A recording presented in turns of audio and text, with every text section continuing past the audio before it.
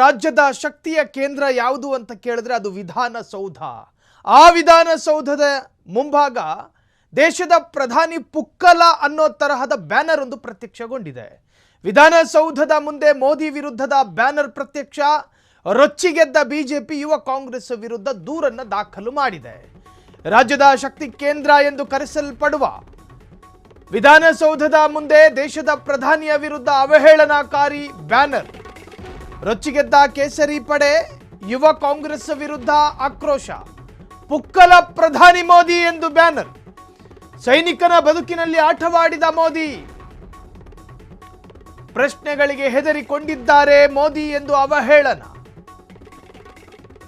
ಯುವ ಕಾಂಗ್ರೆಸ್ ವಿರುದ್ಧ ದೂರು ದಾಖಲಾಗಿದೆ. ಬಿಜೆಪಿ ಶಾಸಕ ಸಿಕೆ ರಾಮಮೂರ್ತಿ ನಿಯೋಗದಿಂದ ದೂರು. ವಿಧಾನಸೌಧದ ಮುಂದೆ ಮೋದಿ ವಿರುದ್ಧದ ಬ್ಯಾನರ್ ಪ್ರತ್ಯಕ್ಷ.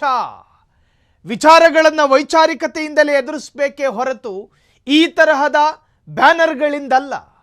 ಇದು ಅತ್ಯಂತ ಅವಿವೇಕತನದ ಪರಮಾವಧಿ ಅಲ್ವಾ?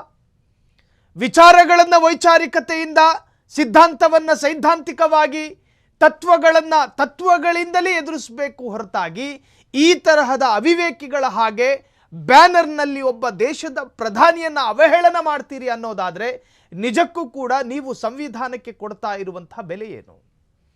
ರಾಜ್ಯದ ಶಕ್ತಿ ಕೇಂದ್ರ ಅಲ್ವಾ ವಿಧಾನಸೌಧ?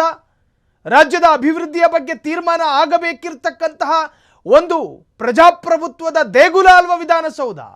ಆ ವಿಧಾನಸೌಧದ ಮುಂಭಾಗ ದೇಶದ ಪ್ರಧಾನಿಯನ್ನ, 30 ರಾಜ್ಯಗಳನ್ನು ಪ್ರತಿನಿಧಿಸುವ ದೇಶದ ಪ್ರಧಾನಿಯನ್ನ ನೀವು ಅವಹೇಳನ ಮಾಡ್ತೀರಿ. ಸರಿ, ನಿಮ್ಮ ಪ್ರಶ್ನೆಗಳಿಗೊಂದು ವ್ಯಾಖ್ಯಾನ ಬರೆದಿದ್ದೀರಾ? ಇಲ್ಲ. There is no description. ಪುಕ್ಕಲ ಪ್ರಧಾನಿ ಅನ್ನೋದರ ವ್ಯಾಖ್ಯಾನ ಏನು? ಯಾವ ಕಾರಣಕ್ಕಾಗಿ ಪುಕ್ಕಲ ಪ್ರಧಾನಿ ಅಂತ ಕರೆದ್ರಿ? ಪ್ರಶ್ನೆಗಳಿಗೆ ಉತ್ತರಿಸಲಾಗದೆ ಓಡಿ ಹೋದ್ರು ಪ್ರಧಾನಿ. ಯಾವ ಪ್ರಶ್ನೆಗಳು ಅಂತ ಉಲ್ಲೇಖ ಮಾಡಿದ್ದೀರಾ? ಇಲ್ಲ. ಯಾವುದೋ ಅನಭಿವೃದ್ಧಿ ರಾಜ್ಯದಲ್ಲಿ ಆಗಬಹುದಾದ ಕೆಲ ಘಟನೆಗಳು ನಮ್ಮ ರಾಜ್ಯದಲ್ಲಿ ನಡೀತಾ ಇದೆ. ಇದಕ್ಕೆ ಕುಮ್ಮಕ್ಕು ಕೊಡ್ತಿರೋರು ಯಾರು? ಈ ಬ್ಯಾನರ್ಗಳನ್ನು ಹಾಕಬೇಕಾದ್ರೆ ಅಲ್ಲಿ ಯಾರೂ ಇರಲಿಲ್ವಾ? ಈ ಅರ್ಥದಲ್ಲಿ ಬಿಜೆಪಿ ಶಾಸಕರು ಕಾಂಗ್ರೆಸ್ ವಿರುದ್ಧ ಆಕ್ರೋಶವನ್ನು ವ್ಯಕ್ತಪಡಿಸಿದ್ದಾರೆ. ಪುಕ್ಕಲ ಪ್ರಧಾನಿ ಮೋದಿ ಎಂದು ಬ್ಯಾನರ್. ಸೈನಿಕನ ಬದುಕಿನಲ್ಲಿ ಆಟವಾಡಿದ ನರೇಂದ್ರ ಮೋದಿ, ಪ್ರಶ್ನೆಗಳಿಗೆ ಹೆದರಿಕೊಂಡಿದ್ದಾರೆ ಮೋದಿ ಎಂದು ಅವಹೇಳನ.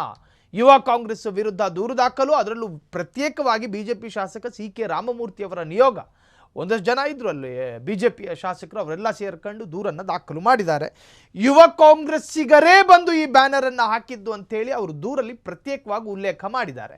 ಇನ್ನು ತನಿಖೆಯಲ್ಲಿ ಇದು ಯುವ ಕಾಂಗ್ರೆಸ್ಸೇ ಮಾಡಿದ್ದ ಅಥವಾ ಬೇರೆ ಬೇರೆ ಕಾಂಗ್ರೆಸ್ಸಿನ ಬೇರೆ ಮೇಧಾವಿಗಳ ನಿರ್ದೇಶನದಂತೆ ಯಾರಾದರೂ ಕಾರ್ಯಕರ್ತರೇ ಇದನ್ನು ಅಳವಡಿಸಿದ್ರಾ? ಇವೆಲ್ಲವೂ ಕೂಡ ತನಿಖೆ ಆಗಬೇಕು. ಒಟ್ಟಾರೆ ದೇಶದ ಪ್ರಧಾನಿಯ ವಿರುದ್ಧ ಈ ತರಹದ ಬ್ಯಾನರ್ಗಳು ನಿಜಕ್ಕೂ ಕೂಡ ಅದು ಅಸಂಬದ್ಧ, ಜೊತೆಗೆ ಅನಾಗರಿಕ ಅಂತ ಕರೆಸಿಕೊಳ್ಳುತ್ತೆ. ನೀವು ಪ್ರಧಾನಿಯ ವಿರುದ್ಧದ ಏನಾದರೂ ಪ್ರಶ್ನೆಗಳಿದ್ರೆ ಅದಕ್ಕೆ ಅದರದೇ ಆದಂತಹ ದಾರಿ ಇದೆ, ಮಾರ್ಗಗಳಿದ್ದಾವೆ. ನಿಮ್ಮ ಅಧಿಕೃತ ಟ್ವಿಟರ್ ಖಾತೆಯಲ್ಲಿ ಪ್ರಧಾನಿಯನ್ನು ಟ್ಯಾಗ್ ಮಾಡಿಯೂ ಕೂಡ ಪ್ರಶ್ನೆ ಕೇಳಬಹುದಾದ ಅತ್ಯಾಧುನಿಕ ಕಾಲಘಟ್ಟದಲ್ಲಿ ನಾವು ಬದುಕ್ತಾ ಇದ್ದೀವಿ. ಜನಸಾಮಾನ್ಯರು, ಸಾರ್ವಜನಿಕರು BMTC ಬಸ್ಗಳ ಕಿಟಕಿ ತೆಗೆದು ಜನ ಬಗ್ಗು ನೋಡ್ತಾರ್ರಿ. ಸಾರ್ವಜನಿಕವಾಗಿ ಒಂದು ದೇಶದ ಪ್ರಧಾನಿಯನ್ನ ಈ ತರಹ ನಿಂದಿಸೋದು ನಿಜಕ್ಕೂ ಕೂಡ ನಾಗರಿಕನ ಲಕ್ಷಣ ಅಲ್ಲ ಅಂತ ಹೇಳಿ ಸೋಷಿಯಲ್ ಮೀಡಿಯಾದಲ್ಲಿ ಪರವಿರೋಧ ಚರ್ಚೆಗೂ ಕಾರಣವಾಗಿದೆ. ಕ್ಷಣ ಕ್ಷಣದ ಸುದ್ದಿಗಳಿಗಾಗಿ ಫ್ರೀಡಂ ಟಿವಿ ಸಬ್ಸ್ಕ್ರೈಬ್ ಮಾಡಿ, ಲೈಕ್ ಮಾಡಿ ಹಾಗೂ ಫಾಲೋ ಮಾಡಿ. ಹೊಸ ಸುದ್ದಿಗಳ ನೋಟಿಫಿಕೇಶನ್ಗಾಗಿ ಬೆಲ್ ಐಕಾನ್ ಮೇಲೆ ಕ್ಲಿಕ್ ಮಾಡಿ.